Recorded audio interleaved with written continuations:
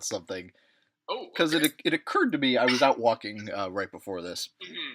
and I suddenly remembered an episode of the Superman, the animated series. I think this was the only episode of this that I ever saw. But I saw it on Cartoon Network or something when I was a kid.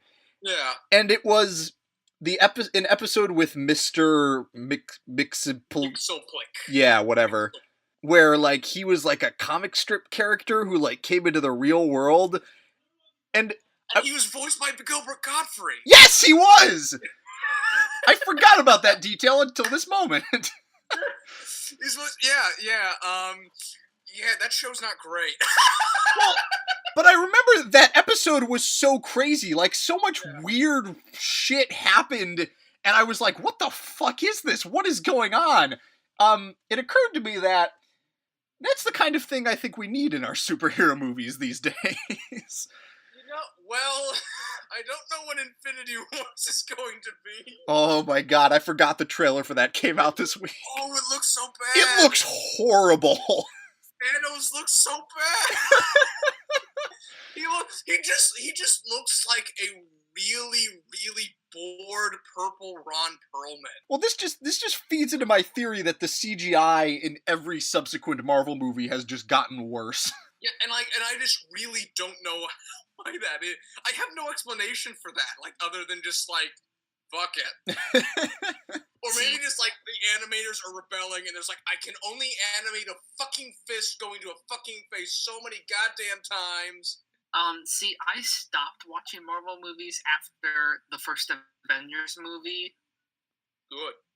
Well, anyway, we do have a lot to talk about, including Yes. maybe some trailers, because I have seen a lot of really crazy trailers lately, and I don't know what is happening. I haven't been able to see much of anything, like, outside of, like, preparation for my giant bloated Kino's Journey extravaganza. that might actually be coming this week, so like, be prepared for that. Oh boy. It depends on whether we can get Warner ready. Okay. Well, I'll be prepared for that. But like, the only things I've watched are like there was like one thing I saw over Thanksgiving before I just got violently ill, and then the big one. The big one, yes. Well, I was going to say this may end up being just 2 hours of us talking about one movie and not one of the movies that was assigned for this week. No. We'll see what happens. I'm excited. All right, welcome back to the Hack Fraud Show, everybody. We have returned from outside in the cold. We have come in from the cold to return and grace your internet once more with our gloriously unsolicited opinions. Yeah, of course. Yes, we did a warm up by the fire. We were literally frozen through our gut before we could. By the nature of collegiate exams and essays. Oof, things are piling up a bit, but we're here. We're talking about a couple of pretty interesting movies this week. Yeah, very interesting movies. Crouching Tiger, Hidden Dragon, and Butch Cassidy and the Sundance Kid. But as we kind of prefaced, we've got I have a lot of other things to talk about, and we have a very big conversation about a certain film that we have in the offing here. But you gentlemen, have you been watching anything else before we get to that? Yes, or John, go first. Okay. Before we get to the big one, I'm just going to talk about one thing. Over Thanksgiving break, and just because I've just been so fucked for time, I haven't been able to see any other episodes, but I watched the second episode of Atlanta. Ooh. Yeah, you're right. Yeah, right. Not only is it just like a really stark depiction of the prison system, and which is just something I don't expect from any American series, never mind like an FX Donald Glover series. But there's also fascinating musings on media and media personalities. What's the name of the rapper again? Oh, Paperboy. Paperboy. And he's convicted. He's convicted of murdering someone? Is that or shooting someone? Is that? That's a thread that they never really follow through on. But he gets arrested for shooting someone, and then he gets out on bail, and the word kind of spreads around. Yeah, and he sees a bunch of kids playing around with toy guns and doing fake shootouts. One of them says, "I'm Paperboy." Yeah. As Paperboy is there talking about it. And, like, he confronts the kids and says, like, no, you shouldn't be doing that. And then, like, the mother comes out and says, like, oh, wait, you're Paperboy. Come, we got to do selfies. You got to come in and do this. And, like, and also, one of the prison guards has, like, a selfie with him, too. Yeah. And so it is so weird and wonderful. Yeah, it's incredible. I actually, I finished the first season this past week, finally, and... I'm really excited to get to the BET episode. Oh, yeah, the BET episode is nuts. There's so much great stuff in this season. It's really, really incredible. And that episode is really just the tip of the iceberg. Oh yeah, like there was just so much they're trying to do in 22 minutes. I am honestly kind of enthralled by it, and it's weird and it's funny and it's got lemon pepper wet. Yes, lemon pepper joints, but these got the sauce on them. Oh snap! Oh yes. They lift up the box. It's got the little Pulp Fiction glow to it. God, I love the show so far. It's so brilliant. Well, great. I'm glad you decided to catch up on that. Yeah, I will get back to that like the moment my schedule isn't fucking me. Okay. But Reed, what have you been watching? Okay, so I have 2 movies. We will get to... Okay, I'll start with the less interesting one, but still. Okay, so I'm able to finish this because of class, but the final installment of the Geography 101 movie series of 2016 was a movie that was directed, produced, and written and starring Michael Moore in his 1989 documentary film about the closing of the GM plants in Flint, Michigan. I think I've seen portions of this in high school. That's Roger and Me, right? Yes. Yes. So this is a movie that follows Michael Moore just through his life because he apparently grew up in Flint, Michigan. So this follows throughout his life, and then up to the point where the first of many waves of the Jeeps begin to close, and then production to Mexico. Mm-hmm. He's abroad as well. And then up to 30,000 people lose their jobs. We know the story. You don't like this movie. This is the first film I've ever seen. Can we induct him into the Hack Fraud Hall of Fame? What? Michael Moore? What does one have to do to be inducted to the Hack Fraud Hall of Fame? Because I think your definition of hack is different than ours. Okay, well, what's yours? Because I'm applying give like a classic example. Like Mick G is a hack. Michael Bay is a hack. Well, I'm talking hack fraud, but okay, so hack fraud is a slightly more artistic version of that. Yes, because I believe we have Catherine Bigelow's the only sitting and presumptive holder of the title of hack fraud. I don't understand anything you're saying, but it doesn't sound like you liked Roger and Me. It's all right. Okay. I mean, Bend It Like Beckham was the best movie of the series by far. It's all chasing Bend It Like Beckham, and they're all chasing it. They are, by a long shot. Wow. Maybe I'll have to see that movie. Maybe it can be a public viewing. Ooh. Alright, and then the second movie I watched, so I saw a couple of clips of this movie, but never really finished it. It only went to this movie. This past Friday, I was able to sit down and watch this movie, which was directed by none other than Hayao Miyazaki. The movie Ponyo. Oh, you know, this is one of the I think there are 2 Miyazaki movies I have not seen, and Ponyo is one of them. Oh, you haven't seen it either? I haven't seen Ponyo. I think the only ones of his I haven't seen are like Ponyo and his Lupin the Third movie. Okay. Those are the only ones I think I haven't seen, unless there's one I'm forgetting. So, Reed, how is it?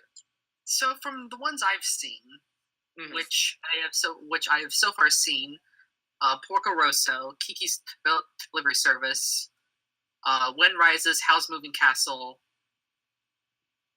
I think that's it. And then Ponyo. But out of all 5 of them, Ponyo's the one that's the most different. Mm-hmm. I've heard it's the strangest of all of these, because like Yeah. Miyazaki is fairly Western in like his construction and that sort of thing. I think for all this like bizarre imagery, his structures aren't all that out there. Mm-hmm. Okay, so I don't want to really give a synopsis because you haven't seen it, and I won't spoil it. It's Miyazaki's weird ass Little Mermaid. Yeah, I know the general backdrop. Yeah. Probably the most astonishing part is when nature is out of balance, and then you have the moon, huge ass tides, basically flooding everything, thousands of feet deep underwater. And probably one of my favorite images was like these rowers, pulling the townspeople behind them, and then you have Sasuke and Ponyo just in this little blown up boat powered by a little candle. Just zips by. Yeah, it's also something to note that like this is a movie that's far more like this is actually kind of a different art animation style than Miyazaki typically does. It's like far simpler and even more blobby than usual. Yes. Weird faces. Yes, that's true. But regardless, this does sound fascinating. Yes, there is also a little part where the father works on a cargo ship, and then every so often goes by their house, and the father communicates back and forth via light Morse code. Mm-hmm. Interesting bit where the wife comes in, and then they argue over Morse code. Interesting. So Miyazaki's Ponyo. This is weird. It's something. What is it? So do you like it as much as the others, or is it just kind of like a distraction to you? Distraction. Okay. Yeah, this movie. There's a weird vibe around this movie. It's one of the definitely noticeably less acclaimed ones. Mm-hmm. It's also weird because I remember this is the one Miyazaki movie that I think had, maybe I'm wrong about this, but it's the one Miyazaki movie that I remember having a really big marketing push. Disney marketed the shit out of this movie when it came out. I don't remember that. Because I watched Disney Channel later in my life than I care to admit, but I just remember seeing lots and lots of ads for it, and it wasn't when I say they marketed the shit out of it, it wasn't like they were, selling Ponyo McDonald's toys or anything, No. but unlike Hunchback. Right. It's just the one that I remember seeing a lot of advertising and a lot of publicity for, and I remember. I think that was a point where it's like Miyazaki, he was it was finally sort of we can sell him in America too. Yeah.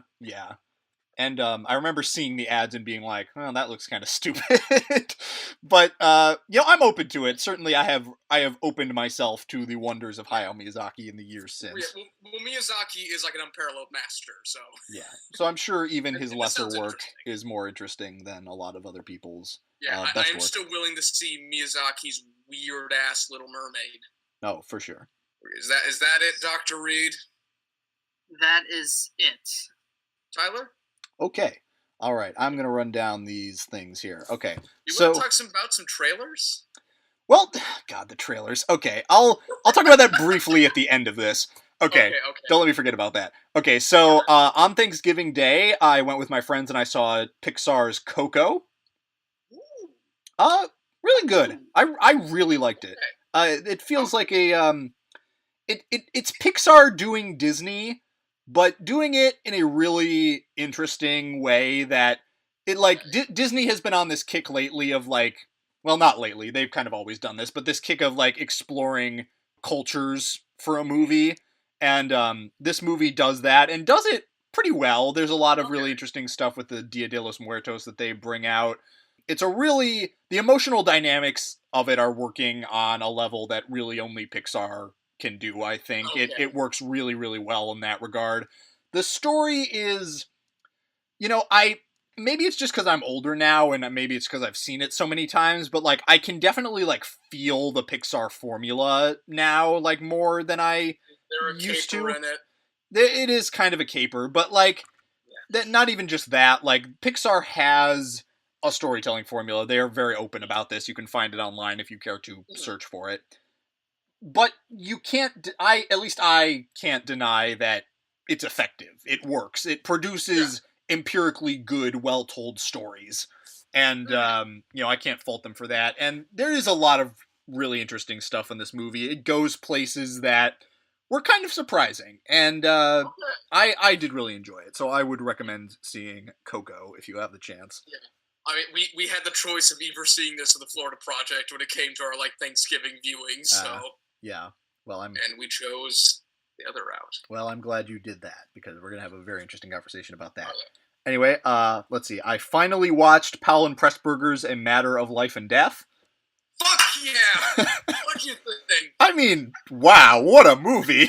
I have never seen a vision of the afterlife like this. It's so interesting, to see an afterlife rendered in this way, they're careful not to court system and legal laws. They are careful not to call it heaven in the movie, and they have yes, it's a very bureaucratic thing with a very formal court system.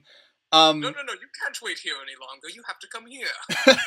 It's all super interesting, done in the way that only Powell and Pressburger can. When you hear the premises of their movies, and you're like, well, what the fuck is that movie going to be? And it's always just so much more extraordinary and rich and, just incredibly done.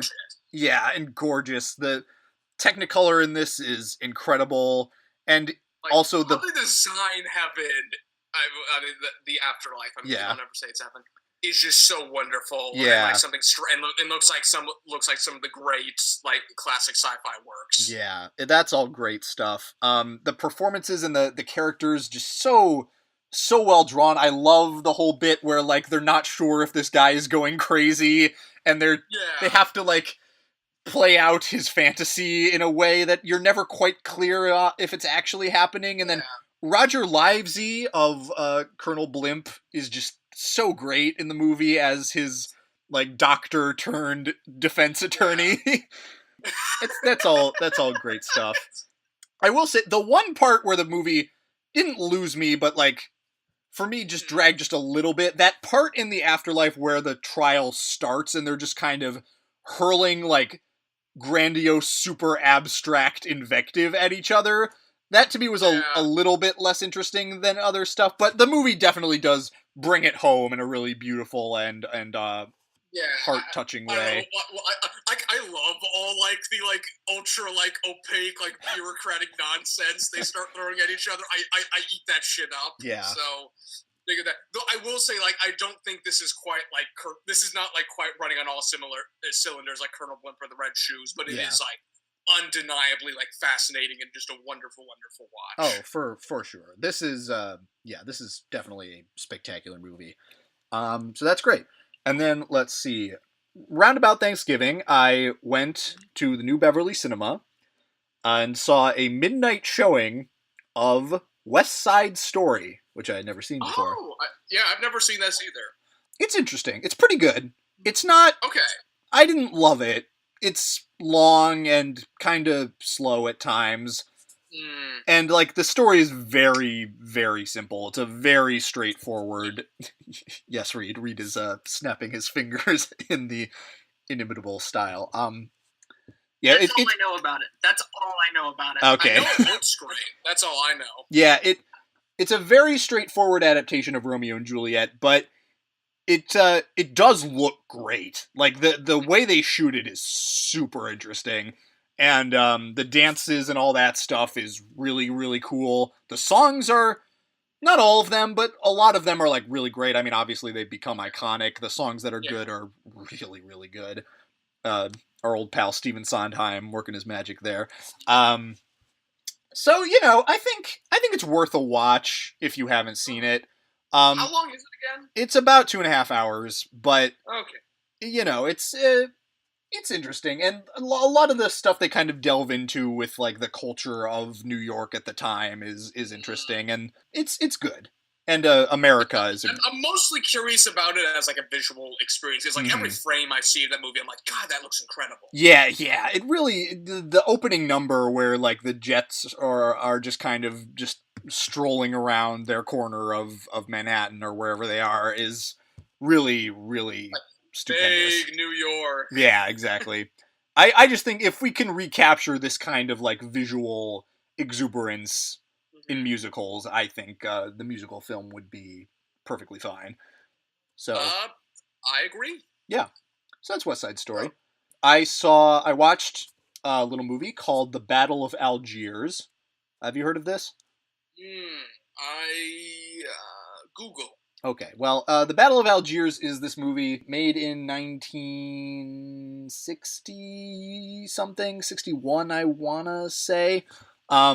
Basically, it's an account of the battle between the French and the Algerian Muslim population in Algiers in the 1950s. Done in a very cinema verite kind of neorealist style, which is very, very well done.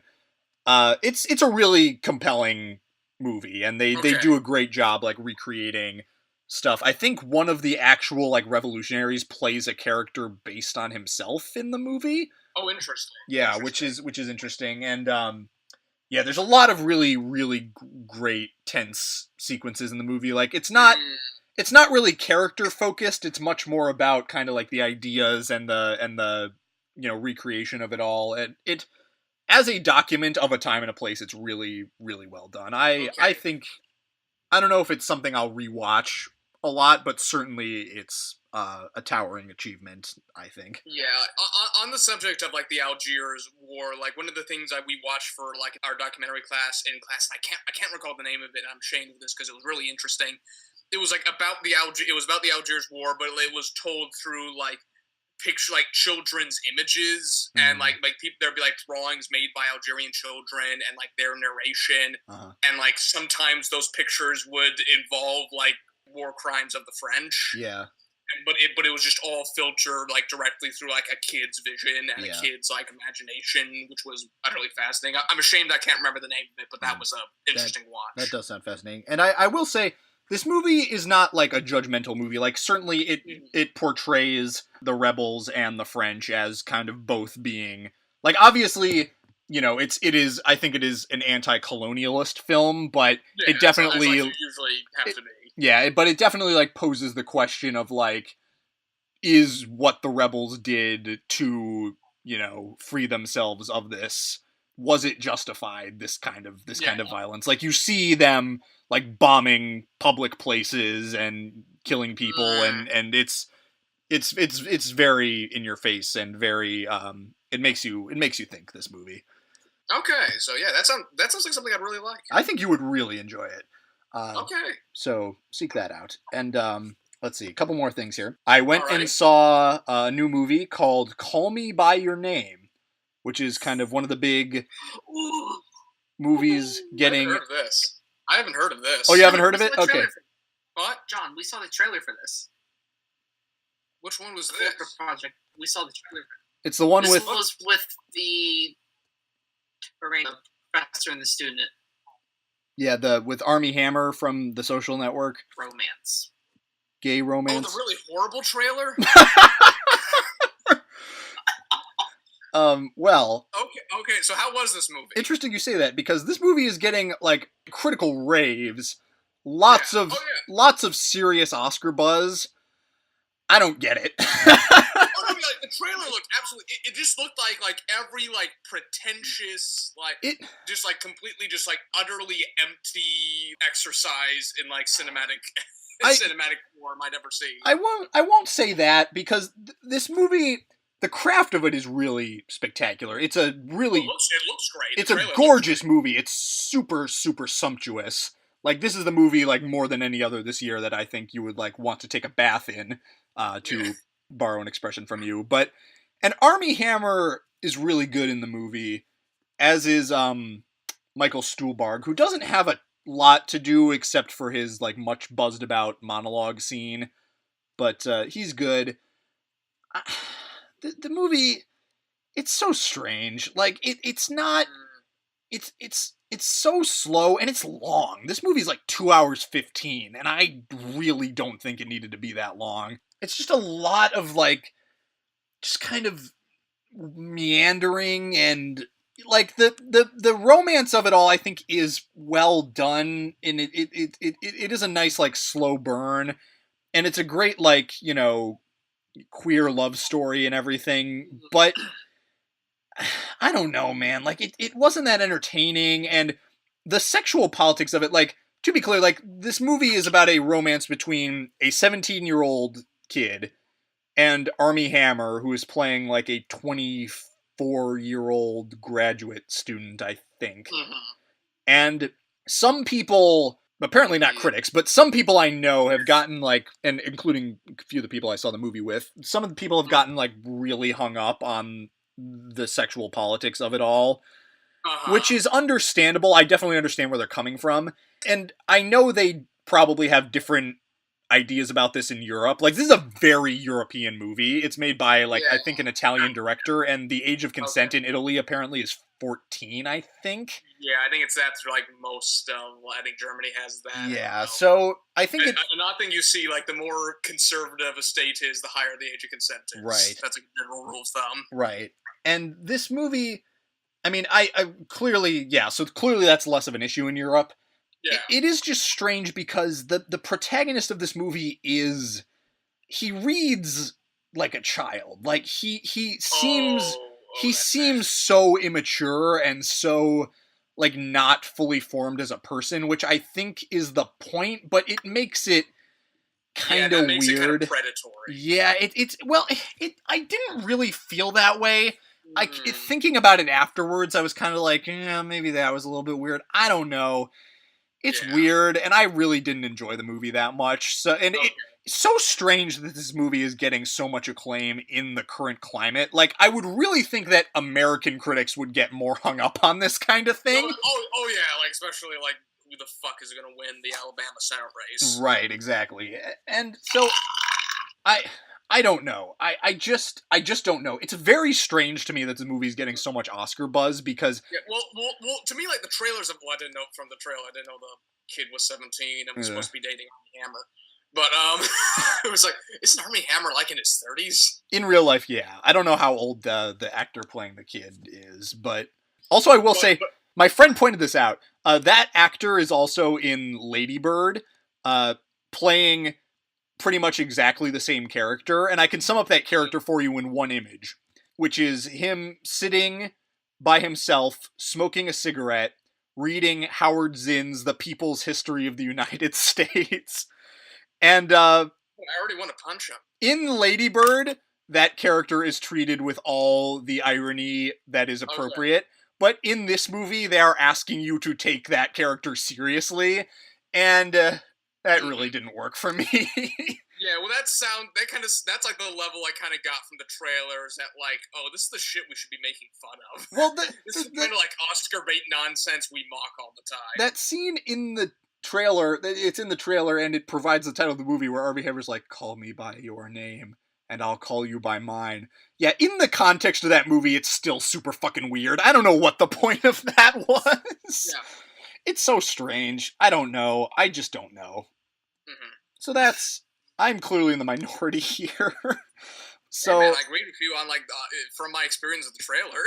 Yeah. Yeah, I was gonna say from the trailer, I think I just told John, we could just watch Blue's the Warmest Color instead. Or you could watch Moonlight, which is one of the best gay romances ever put on film, I think. Oh yes. Yeah, Moonlight is. Although to reduce that movie to a gay romance would be, I think, to oversimplify it extremely. Yeah. So I wouldn't want to do that. But anyway, I'd rather just watch Carol again. I never saw that, actually. Maybe I should watch it. Mine was. I thought you liked it. I do like it. The more I think about it, the more lukewarm I am on it, because it's just sort of. Does it have the dying lesbian trope? No. Oh, that's good. it has like the subplot of, like, oh, you're a lesbian, yeah, you can't have your kid, which is treated with all the seriousness that it needs to be. So, All right, but yeah, well, that movie's interesting. But yeah, it also sounds far less tone deaf than Call Me by Your Name. Call Me by Your Name. I don't know. I just don't know. It's so strange. So very strange. Anyway, one last thing. Last night, I ventured to an AMC in Century City to see, on the big screen, James Cameron's Titanic. Now, I know. I'm sure many of you are wondering, why the fuck would I do that? Well, I'll tell you. I had only seen this movie, the only time I had ever seen this movie was on my phone. And I really felt like that was not the appropriate way to watch James Cameron's Titanic. So I was like, I feel like I should watch this movie again. They are doing like a limited run because this is like the 20th anniversary of the movie. So I was like, okay, what better opportunity am I going to have? I might as well go and see it and render my final verdict on this movie to see if I actually dislike it as much as I did when I saw it the first time. And anyway, I went and saw it. I saw it in 3D, the way James Cameron always intended. And I'm going to say this.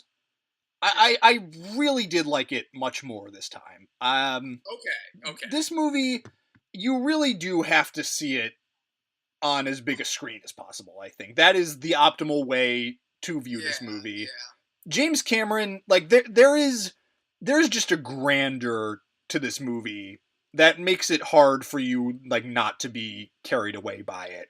Mm-hmm. And James Cameron is very skilled at delivering, like, epic things and epic filmmaking and epic moments and iconic moments. He really understands, like, iconography in a way that not a lot of filmmakers do. If anything, one could say he traffics exclusively in iconography. That is true. Well, maybe not quite true, because I will say, though, I still think the screenplay for this movie is really not so hot. Like, not just because of the dialogue, which is, like, almost uniformly not good, but, like, the story is, like, pretty thin. The characters are, like, not super well sketched. Billy Zane's character is so not good. Like, the performance really, like, I do think the performance is not good, but I also think that any actor would have had a hard time playing that character who only exists as, like, a force of opposition and symbol of everything wrong with this society. Yeah.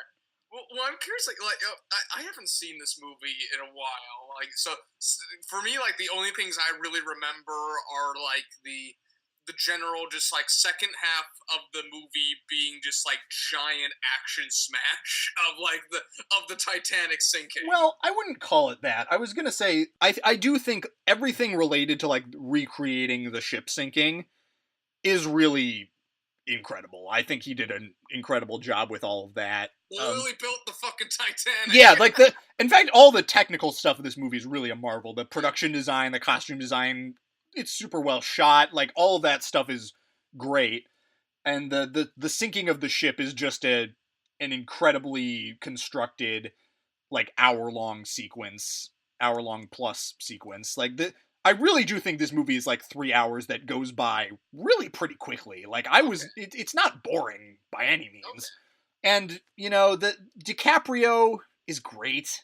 Like, Kate Winslet is also great. Like, their chemistry is really palpable and pretty spectacular. And the love story, I think, really does work because they carry it. And they do a really great job with that. And it is an experience, this movie. And there's a lot of good stuff to it. And I do think I understand now, like, why it was so popular. I do think that the smaller of a screen you watch it on, the more its flaws are going to be accentuated, because you won't be able to appreciate its grand spectacle as much. So, holy shit, a funnel just fell on that man. Yeah. I do think that, like, if this movie does not continue to be, like, screened theatrically, I think we may reach a point in, like, 20 or 30 years that when no one will really understand why this movie was popular. But there is something to it, and I really did enjoy myself, and I'm glad I went and saw it, and it's quite something.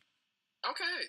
I can't say I'm going to be rushing out to see. No, I don't think I'm ever really going to watch this movie again, but like it is definitely, if you have the chance to see it on a giant screen, I would recommend that be an experience that everyone go through. It has been subject for quite a few long-form journalistic dives, so... Yeah. So there you go. But let's talk about Sean Baker's The Florida Project, which I went and saw a second time just the other day, because I wanted to come at it fresh for this. I'm not as fresh as I'd like to be. Yeah. Just because of, like, it's now been, like, it's been, like, a week now. Yeah, well, it had been, like, a month since I'd seen it, so I just wanted to refresh myself a bit. So, this movie is The Florida Project. Mm-hmm. And, hit me with it. What'd you think? Let me pull out the cast list, because it's got all no names. Yeah. Willem Dafoe, and then a bunch of people you've never heard of. Yeah. Including many small children, who I hope all go on to become stars. Yeah, who all say fuck at some point. Yeah, who all say fuck. Can I go first? Yes, of course. Yeah, Reed, you can go first. Okay. So, like, when I got out of the theater, I like this movie all that much. I thought William Dafoe was a fucking delight that, like, didn't really have so much going on, and I see you cringing, but hold on. But, like, after a while, I'll just keep thinking about it. The more and more, I'm like, you know what? I mean, degradation of life for this character. Oh, fuck, who is? What, Haley or the...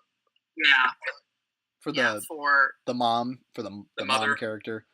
Yeah. Because you can't remember the actors other than William Dafoe. And probably one of the more things that I had a hard time buying. I mean, now I sort of see it's very cut and dry now. But at the time, one of the hardest things I was that final scene when Mooney is so distraught at leaving. I don't know. I wasn't feeling it then. Something about I mean, especially what happened next. But... Well, we'll get to the ending. We'll get there. Which is probably where I'm going to have to mount my strongest defense of the movie. I think I am prepared for the Battle of Vienna here. I don't think there's much of a battle, but I mean, it's a good movie. It wins quite a bit of Oscars, but I don't think a Best Picture is in its sights. Maybe, if that makes sense. Alrighty, I'm gonna hit you with mine, because I like Reed. I've been thinking about this movie quite a lot, and like the more I think about this movie, the more like strung upon it I am. Let's start with all like the positives, because I do really like this movie. William Dafoe is fucking amazing. Yeah. If he wins an Oscar, it'll be well deserved. Like, the world they build out of Orlando is fascinating. Yeah. This kind of like all in like the shadow of Disney, all just kind of chintzy and white trash, yet also just like really bright, colorful, and sometimes gorgeous. Like the giant there's like the giant like rainbow over the Magic Castle, which is just wonderful image. It's like a poverty-stricken like area that is shot and like has all the color and like expressive framing of any Wes Anderson movie. Yeah, that's what it feels like, if anything. Though granted, it also kind of feels like, I think the film always feels like, what if someone like took an Italian neorealism film and like colorized it like you do those like 1910 like Méliès films, like bright primaries. Which is fascinating and gorgeous. And this world is just really interesting, especially like how William Dafoe, I think, is the best thing about the movie. Not just because like he's an amazing performer and like the only person you recognize, but like his character is utterly fascinating in that like he feels a sort of paternalism about this place, and like people keep coming to them saying, like, you got to run this place like a business. Like, what the fuck are you doing? Why are you keeping these people here? What are all these bikes doing up here? But like there's a kind of defensiveness he has about the people who live there, and like he genuinely cares, which is just so interesting. Right. You see him like frequently like taking, you know, the residents to task about things and trying to discipline the kids who are just running around, making his life harder. But, you know, he also... There are rampant children! What is the slum hotel? He also reveals himself to be, like, a deeply feeling person, a deeply caring person, a very, like, paternal figure in a way. That sequence where he has to deal with the potential child molester on the property is an incredible sequence. Yeah, he is just all around spectacular. And like also like Haley is a really interesting monster to pin your movie on. There's like a character who would both just has absolutely nothing, just like abject poverty at a lowest level, yet feels a sort of privilege towards so much. And how that affects like Mooney the kid is really interesting too. And also, like, I will say that, like, this is going to come into some of my criticism. Like, some of the juxtapositions between, like, child's eyes, like, vision of, like, Orlando and just, like, abject horror is utterly fascinating. Like, I think one of the best things in the movie is when, like, the kids go to, like, the abandoned, like, condominiums and they start, like, breaking mirrors and, like, and doing all this nonsense. And it's kind of framed like, oh, look, it's kind of like an 80s comedy in a way. Like, oh, look at the kids having fun.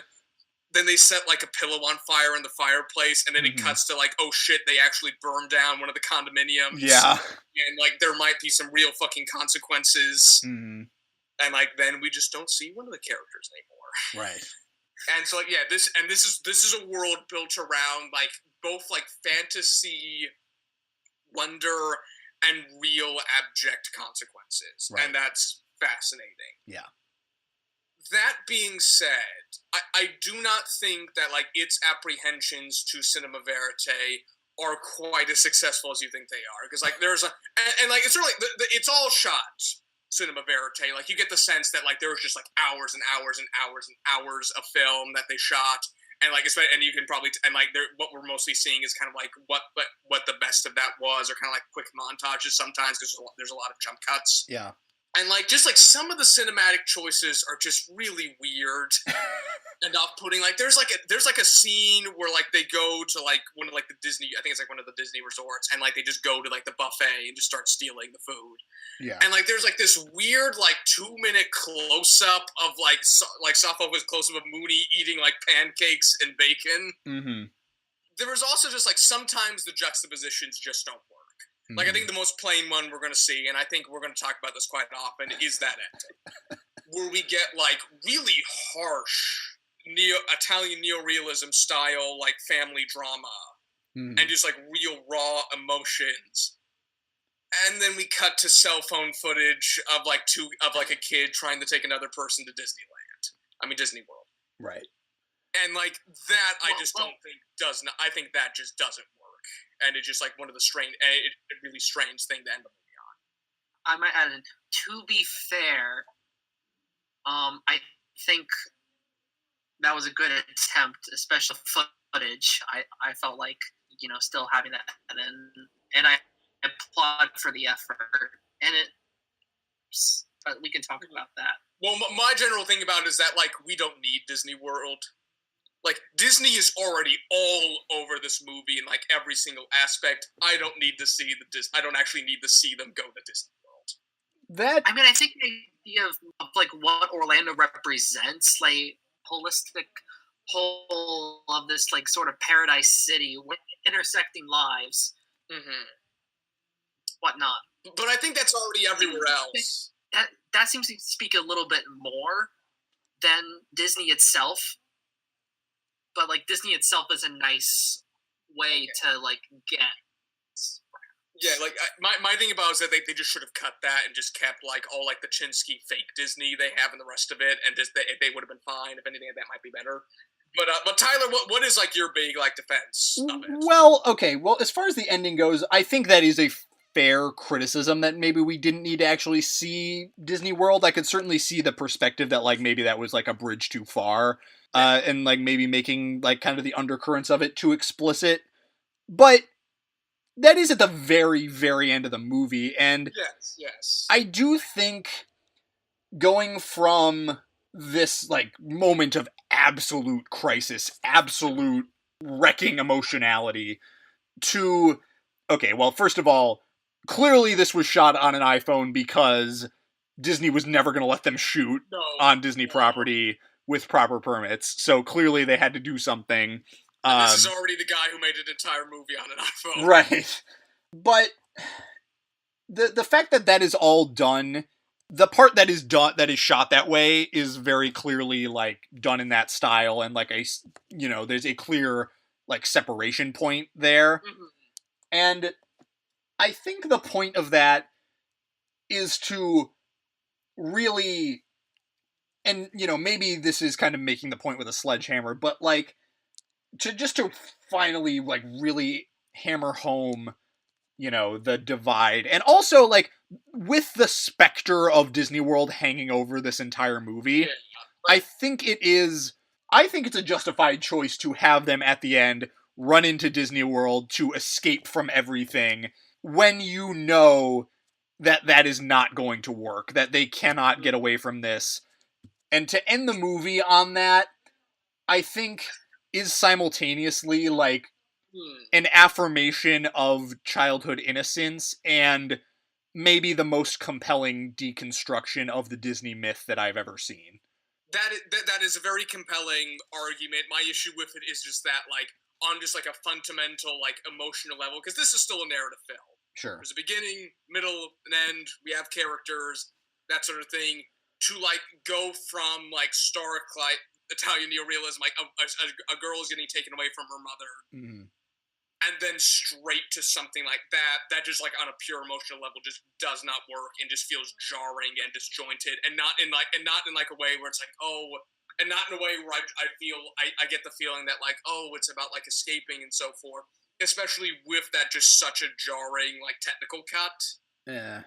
It becomes just something where I just ask myself, like, what the fuck am I watching? I mean, I don't think that's an invalid criticism. I just disagree, because it totally worked for me. So I don't know, like, it's all subjective. And also I think, as far as that scene with her, like, eating that like single shot, seeing it the second time, I picked up a lot more of, like, kind of the through line of it. Like, I think you get the feeling at that point that, like, Haley knows that they're going to come and probably take Mooney away from her. So, like, this is kind of her, like, last gasp and last attempt to, like, give Mooney something, like give Mooney a really an experience, like a good experience. And I think showing it, like, holding on her for that, and, like, really showing you, like, what, the kid's perspective on this is, I think that's a really compelling choice. Okay, like, yeah, well, we're gonna, like, most of my other issues coming forward at this point are just kind of, like, vague sort of intellectual things, such as, like, there's not so much ethnographic, but there's something kind of like we are, like, the ruling class looking down upon poverty, and, like, as well intentioned as that is, and as much as you could, like, argue that is, like, the intentional point of the film, that is still something that's kind of not insidious, but something that you notice. But I didn't really get that feel. Like, I think this is an incredibly, like,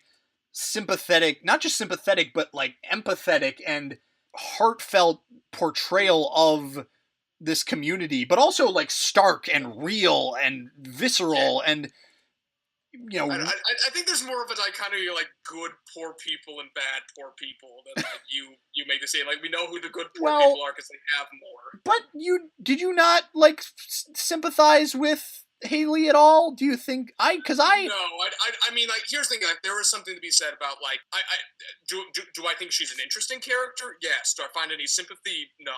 Not as she's rendered in that. Like, everything, as far as, like, there's just a sense of, like, and there's also, like, just a lot of coding going on with her that is just sort of, like, of course, like, she has, like, all these tattoos and so forth, but of course, like, she's going. Well. And, like, the prostitution stuff is, like, all another thing. But there was like a certain like, at least in my reading, there's certain like a selfishness to her, like also like kind of compare. There's a selfishness to her that just makes her just really detestable as like a screen presence. I mean, yes, I definitely agree with that to a certain degree, but I just think that actress is also just super compelling. Well, it's an incredible performance. I'm not going to doubt. Like all of like the acting in this is just across the board incredible. Yeah. If anything, like this movie is just great, just like as just an experience of a world, and a world we are not allowed to see. In fact, exactly. So overall, like I really like it. I think it's really effective. I just have like I just don't quite think it's like the tightly run piece of cinema masterpiece that you think it is. That's perfectly fair. I still definitely think that this is the best movie of the year, and a movie that we're going to be talking about for a really long time. It has been by far the most interesting movie I've seen this year. Yeah. And I'm not sure, unless like Three Billboards absolutely just blows me the fucking away, I don't think I'm going to see a more interesting movie.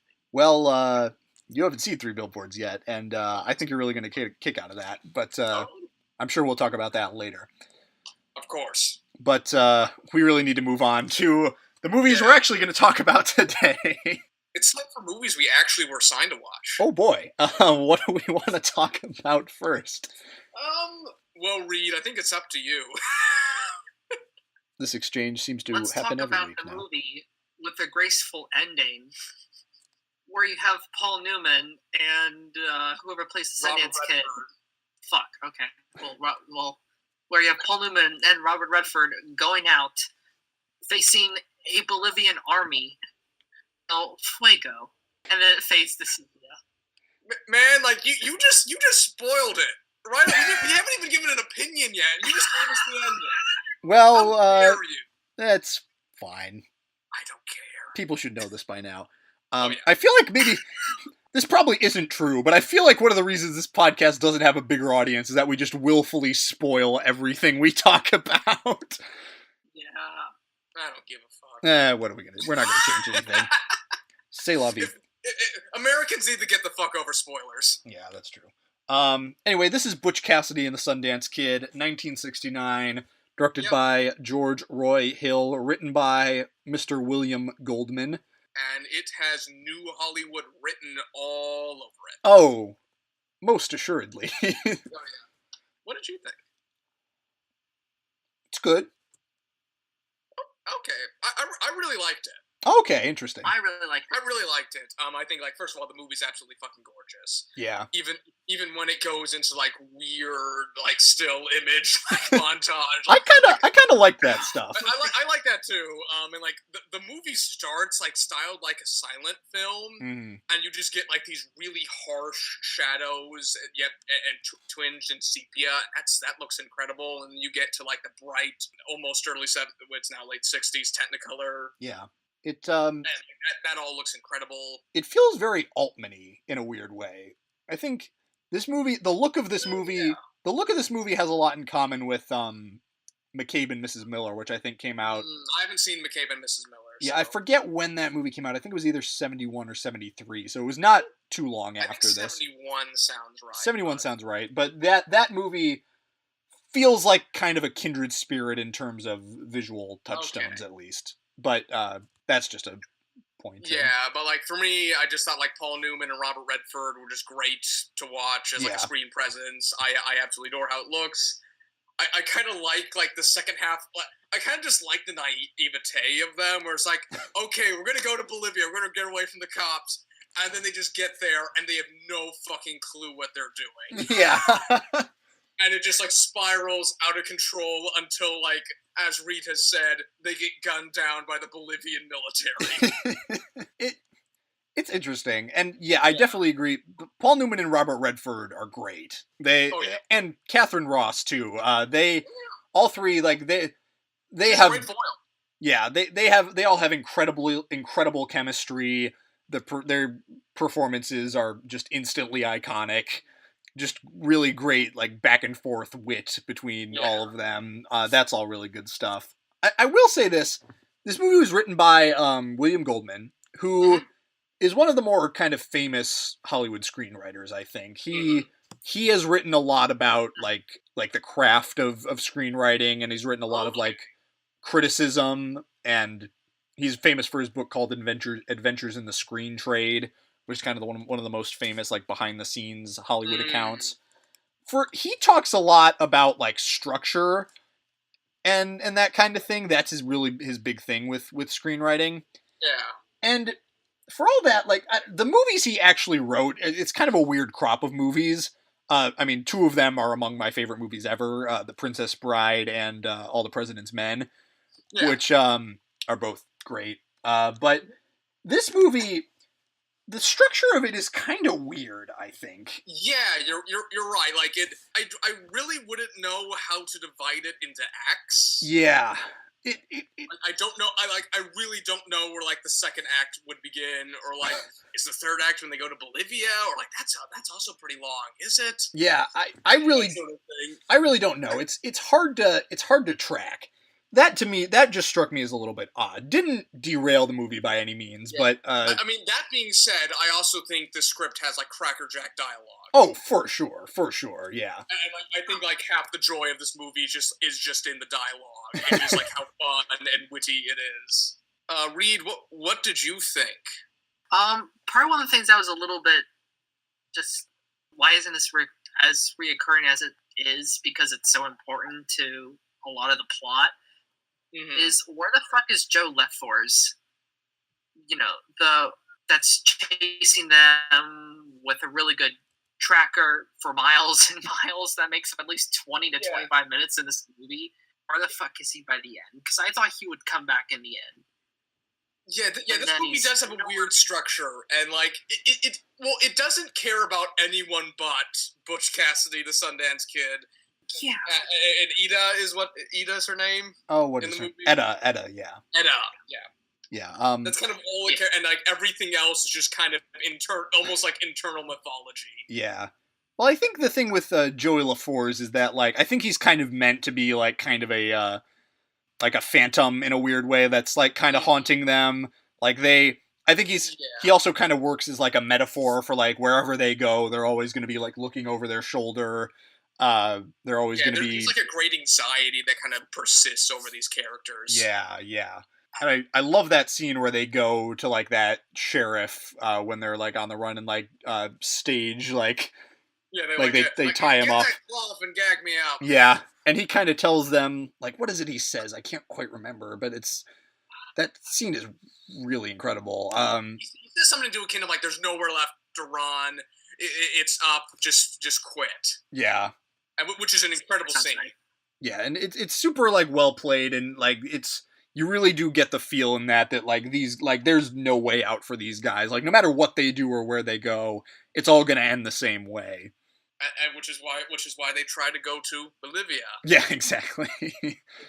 Bolivia, which is a can of worms all its own. Yeah. Well, I mean, ignoring like the kind of like slightly ethnographic stuff about it, but like them going to Bolivia is kind of hilarious. It is, yeah. They get to like the chicken farm. They're like, and then we realize like, oh wait, they had no idea what they were doing. And this is all based on a true story too. So these people, Butch Cassidy, the Sundance Kid, were real. They really were gunned down in 1908 in Bolivia. That's an interesting point where like, you know, you always like see in these stories like the criminals are like, oh, we're gonna get such and such money and go to Tahiti or go to Mexico or whatever, and they're like, we're gonna go to Bolivia, and then they actually get to Bolivia and they're like, so what the fuck do we do now? Well, I guess we'll just... We can't go straight, like, do we farm? I can't farm. What about ranching? Oh, we're too old. We can get this job as, like, guardsman. Oh, wait, he got shot and died. Shit. All right. Well, I guess we're just going to go back to robbing shit. Yeah. It becomes a strange metaphor about the cycle of crime, oddly enough. Yeah. It's all good stuff. I don't know. I didn't love this movie. I thought it was perfectly fine, perfectly like entertaining. There's some interesting stuff in it. Those train robberies are like really well done, I think. Oh yeah, I fucking love like the character who says like, I work for the Union Pacific Railroad. Like, do you really want to get blown up again? Yeah. And I think one of my favorite jokes is like, that ought to do it. The entire fucking train car blows up and the money billows down like rain. Yeah, that's all really good stuff. I think this is a great script. It is a great script. I was really enthralled by it. I really loved Robert Redford and Paul Newman. I really loved. The dialogue is great. I love the situations. I love the kind of internal nihilism to it. Yeah, that's something I hadn't really thought about. Yeah, where it's like just everyone, like the movie just ends and they get done. They naively walk out into the Bolivian military, thinking is LaFours here? Like, now, if he was, we'd be really in trouble. I don't know if it's naivete or if it's just kind of like their kind of repartee, like they know they're going down, but they're just kind of enjoying themselves. There's a bit of naivete about them, especially when they get to Bolivia. Oh, for sure. I don't know. I just think in that moment they know that it's kind of all over for them. There's also kind of like a realization of like shit, like they talk about Australia and they're like, yeah, we're not going to Australia. Yeah. But yeah, I think this is a great movie. I really loved it. Okay. And so both of y'all are kind of just like pretty good to lukewarm. Yeah, that's about where I was at. Yeah, that's perfectly. Yeah. I will say though, even if this movie were terrible, which it is not by any means, but even if it were, it would be worth it for giving us "Raindrops Keep Falling on My Head," which is one of the best songs ever, I think. Which is just one of the weird new Hollywood moments in it. Well, it's very because it's done with like a sequence without audio as they go riding around on a bicycle. Do you not like that song, Reed? Because if so, friendship over. Okay, not really, but like. I mean, it's out of place as fuck in the movie. Oh yes, but. On its own, I think that song is. Raindrops. Oh yeah, that's a great song. It's one of my favorite songs. I'm glad he gave it to us. Anyway, Reed, what were you going to say? That's not what I was going to say. Okay. But I was going to say, I found out I actually share a birthday with E.H. Harriman. The Union Pacific Railroad. Oh, that's wonderful. Yeah. The more you know. The more you know. Yeah. So that's Butch Cassidy and the Sundance Kid. It's a movie. It's a movie. It's also kind of remarkable that this and Liberty and The Man Who Shot Liberty Valance only came out like 7 years apart. Yeah, that is kind of strange. The 60s were quite a time. Oh yeah, but are we ready to talk about Crouching Tiger, Hidden Dragon? Oh, I'm ready. Ooh. Because I'll tell you something. This movie is fucking great. Yeah. It's fucking. God damn it! This has some of the most interesting, like, martial arts action I have ever seen. Oh my god! So this is a movie that was like weirdly like super popular when it came out. Oh like, yeah, it was like a huge smash. It's really iconic. Yeah, it introduced a lot of Americans to kind of the wuxia genre, which I haven't seen any others of that, but I haven't seen any wuxia films. But I gather that this movie like adopts the traditions of that quite sincerely. Not least of which is the wire fu like fight choreography. Wire fu, where everyone just kind of floats, and like there's a fantastic moment between like the main character and like I can't remember the names, but like there's like we have the new woman with the thief with the sword and like the old warrior who once owned it, and like they're like fighting on trees, and like there's like a oh my god. And it's so interesting because like they bend the trees down, and like they use the topography for the fight scene, and it's super interesting and kind of funny. So great, such an incredibly done fight scene. Oh yeah, I love all that. Yeah, so this movie, it's a big like sprawling historical epic about like but 19th century China, and we see a giant like CGI Forbidden City. Yeah, basically you have this like retiring like swordsman and his kind of longtime friend and companion played by Michelle Yeoh, who's great. She's just a wonderful personality and person to have on screen, and she I think she should be mentioned in the same breath as every like badass heroine that we talk about in action movies. Yeah, there's a lot of people in this like that. Yeah, seriously. That The lead, what is her name? Zhang Zi is the actress. Jen Yu is her name in the movie. She is like the daughter of this governor who has been secretly training in these like martial arts and wants to kind of forge her own path.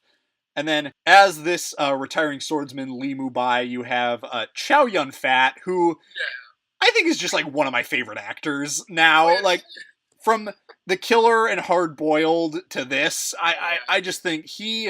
Oh, he's wonderful. And him in this movie is like such a different kind of character than he did in his John Woo movies. But he everything about him carries some kind of mythic weight. Yeah, like people talk about him as if he's like Yoda, basically, and yes. And he is just this like legendary figure who seems to know everything and yet can't keep his sword from being stolen. Well, this is such an interesting world because you just feel like there's like entire movies worth of like mythology and backstory that we are just cutting. Yeah. And we are just getting straight to the point with this. Right. But you don't even need it. And it's great. Like all you need is like, hey, cool sword, warrior, get stolen. All you need. Yeah. And they even have time for like a 20-minute flashback sequence where you almost forget what movie you're watching because it shifts to like this romance between Jen, the governor's daughter, and this like leader of like a clan of like hill people, like nomadic hill people. Is it I believe it's Shang Chen.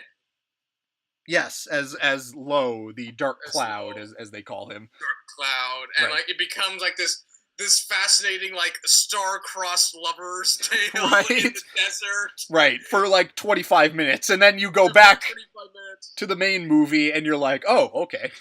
Well, for a while, I'm like, is this just, like, oh, now she's waking up? Yeah. Well, there's a moment, like, they fake you out, where, like, they fade to black, and they cut to her waking up, but it turns out she's just waking up in, like, the den of where they stole all their shit. Right. Yeah, this is, I think, for all of its, all the great stuff in this movie. This is. I think this movie is at its core an action movie. I mean, yeah, it's an action story. It's all about, but it's also kind of about like heredity and like cultural notions and like the idea of like like Chow Yun Fat is like constantly about like I need to train you. Right. I need you to be my student, and it's all about sort of like, and it's about mastering the sword, and whatever like vague philosophical notions the sword might carry for you. And like the way they play with gender roles in this movie, like the villain is this like female warrior named Jade Fox who like killed Chow Yun Fat's mentor and killed a bunch of other people, but like you find out like the reason why she killed him was because he like used her for sex and then like wouldn't teach her anything, which is so interesting and such a compelling thing to have in this movie. A movie that could have coasted like on its fight scenes alone, which the fight scenes are incredible. But yeah, there's some really interesting mythology. Like I think one of the best things in the movie is that like there's a little conversation scene with like Chow Yun Fat like sits down and says like I'm gonna retire. And he gives like this super interesting reason for retiring is that like I reached like the place that like my master told me I would reach nirvana, and it was just hollow, and I decided like that's it for me. Yeah. I love this movie, man. Oh yeah, it's interesting. Yeah. I can't quite say I love it because like I don't think there's too much more than like cool like wire-based martial arts. Well, I don't think that there is stuff here, and there is stuff there. I'm not. It is not as hollow as Chow Yun Fat felt. Sure. Yeah, maybe it's not like the deepest thing in the world, but I think just what is there is really interesting, and like the mythology they build is super compelling, and like I say, the fight scenes are so well done, and just as a they're wonderful. Just as a, I think my favorite one is like when like people like keep challenging like Jen in the restaurant, and it just turns into this like masterwork of like practical like set work and destruction. That whole sequence is like as insane as like the final like club fight in the first Kill Bill. Like that whole sequence is just ridiculous. It is like watching the finest of like any Hong Kong movie. Yeah, for sure. and just as like a piece of just visceral filmmaking, I don't know that This movie's gorgeous. yeah. This movie's absolutely fucking gorgeous. Yeah. And, Ang Lee, I think the only movies of his that I've seen were his adaptation of Sense and Sensibility. Yeah. Which is pretty good, I thought. Yeah. And then Life of Pi, which I have many issues with. But I think the only of his I've seen is like Life of Pi. I think I saw his weird ass Hulk movie because I think that movie's fascinating. But I just think that he just brings like an incredible eye and an incredible sense of space and of grandiose mythology. He's got an incredible vision, and I really fucking need to see Brokeback Mountain. And I think maybe that could be range. Perhaps. Maybe we can do Ang Lee week. Ooh, I would definitely be down for that. But yeah, there you go. Crouching Tiger, Hidden Dragon. It's good. It's quite good. Reed, I assume you didn't watch this based on your silence. No, and the only scene of his is Life of Pi, and I did read a review of Brokeback Mountain. So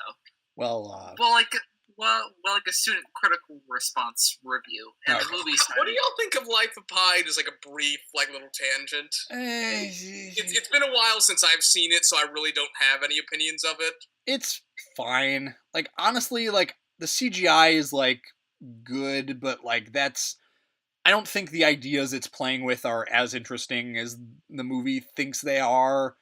There is some compelling stuff in there about like God and religion and that kind of thing, but I don't know. It's like weird ass imagery. Yeah, it's just I don't know. It's kind of fine, I thought. Okay. As like an uninformed man, that's about where I stand. Okay. Well, if there's nothing else, I forgot. I want to real quick run down some of the trailers I saw. Yeah, let's look at I failed at my job. That's it. It's okay. Anyway, in front of Coco, I saw just so many trailers for just god-awful looking kids movies. Like, good lord. Good lord. Like, there was a trailer for a movie called Duck, Duck, Goose, which looks like one of the most appalling things I've ever seen.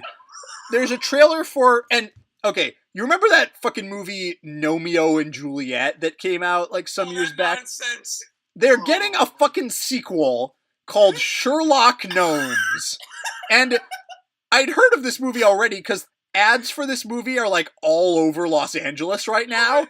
And the trailer features a moment where Sherlock Gnomes, voiced by Johnny Depp, says like, we have to find a ship, but there isn't one.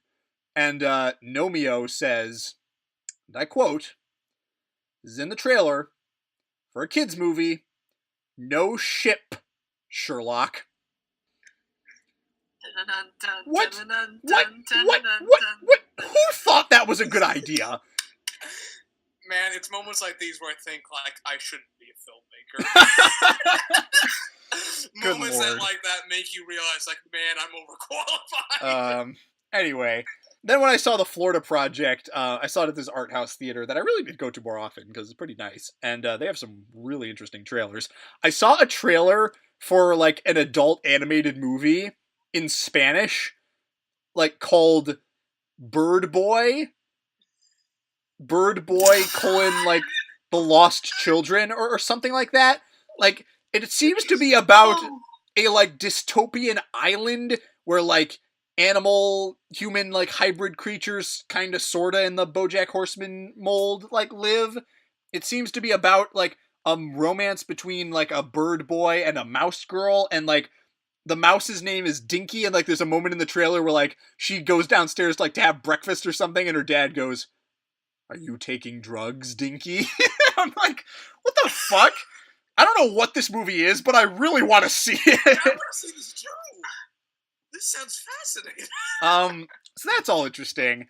And then in front of Titanic, I finally saw the trailer for The Greatest Showman, starring Hugh Jackman. And whoo boy, that movie looks awful. I don't think I've ever actually watched the trailer for that. Like, I've only ever seen it as, like, white noise in the background. I think my friend described it perfectly, where he's like, it's like someone saw The Prestige and decided, let's make this a family picture.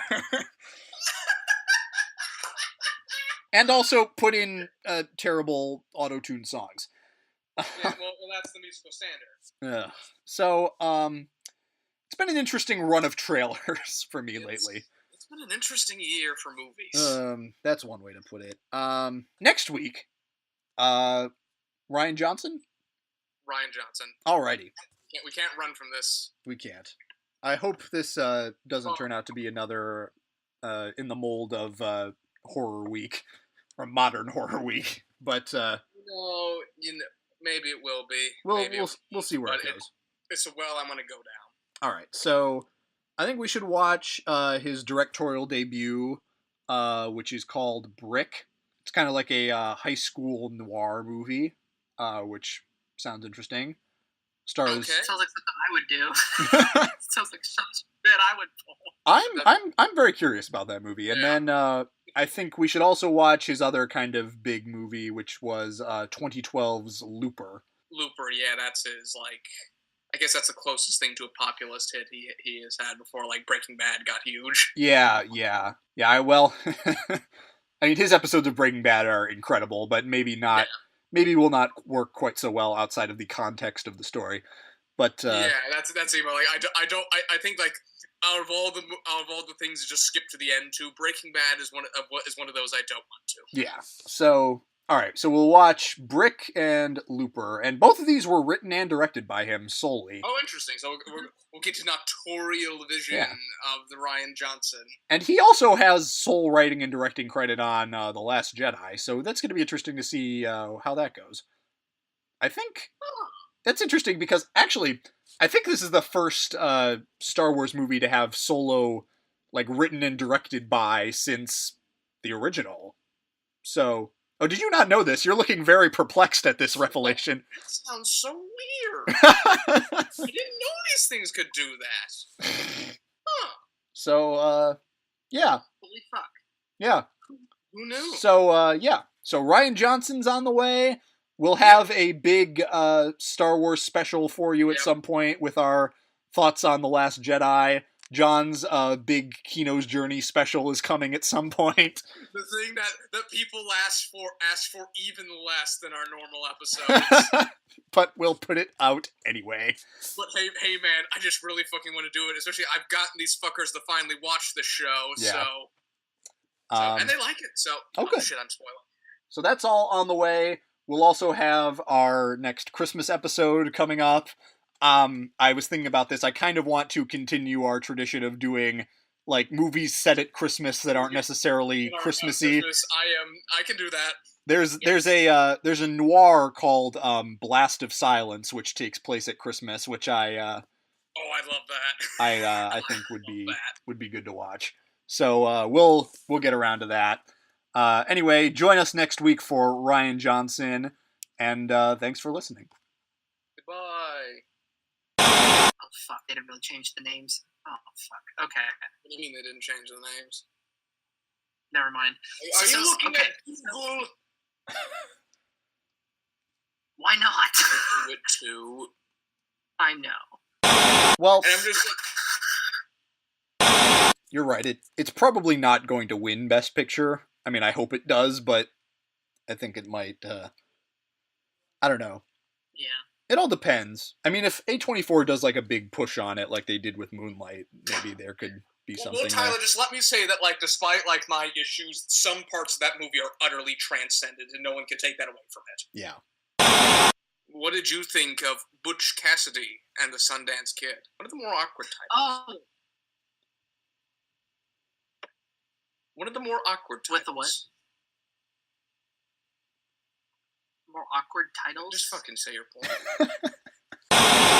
And to get it out of my system so we don't do it next week, brick, brick, brick, brick, brick, brick, brick, brick, brick. It's fun. I'm so glad you remember that. Of course. That's one of my favorite. I think that's one of the only Phineas Ferb things I can quote off the top of my head. Meanwhile, I can pull out any number of random D tier Doofenshmirtz quotes. Such as this one. What are the tiers of Doofenshmirtz quotes? Well, everyone knows, like, curse you, Perry the Platypus and all of that, but, one that always cracks up my friend is, should we get something for later, like one of those big pickles or a 3-bean salad? Anyway, let that tide you over until next time. Goodbye, everyone.